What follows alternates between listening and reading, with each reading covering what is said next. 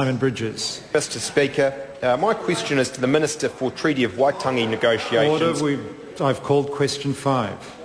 To the Minister for Treaty of Waitangi negotiations, what recent progress has the government made towards its aspirational goal of settling historical Treaty of Waitangi claims by 2014? The Honourable Chris Finlayson. Speaker, on Saturday, the government signed a deed of settlement with Ngāti Makino.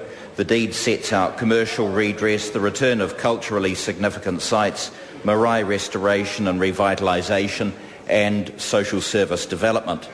Ngāti Makino's claims relate to the New Zealand Wars, the Bay of Plenty confiscation, the operation and impact of native land laws, the Crown's land purchasing techniques, as well as 20th century issues relating to public works and scenic reserve takings.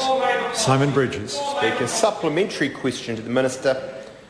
What other progress has the government made towards its aspirational goal of settling historical Treaty of Waitangi claims by 2014? The Honourable Chris Finlayson. On 12 March, the Crown signed a deed of settlement with Ngāti Rereahu in respect to the Maraeroa A and B blocks. Also in March, the Crown signed a deed of settlement with Ngāti Manuhiri and Tauranga and initialled a deed of settlement with Ngāti Manuhiri and Tamaki.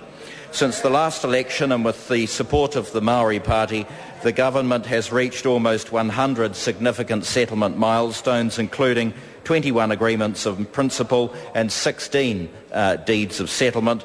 That represents great progress, especially compared to the previous administration's average of less than 1.5 settlements a year. And because of the noise, I'll repeat that important figure because I think it's important the House know it. Less than 1.5 settlements a year. Question number 6, the Honourable David Parker. Order. I've called the Honourable David Parker. Question Thank you, 6. Mr Speaker. My question is to the Minister of Broadcasting. Does he agree with the New Zealand Herald headline, quotes, "Axe falls on last public service channel"? Mr Speaker. The Honourable Jonathan Coleman. No. The sub-editor might have done better justice to an otherwise excellent article by using the headline, "Labor promised channel would be self-sustaining, but had no plan for how that would happen." The Honourable David Parker.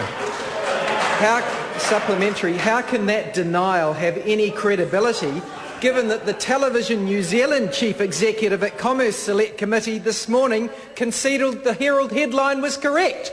The Honourable Jonathan Coleman. Well, Mr Speaker, just as I'm not responsible for the headline, I'm not responsible for what the Chief Executive says.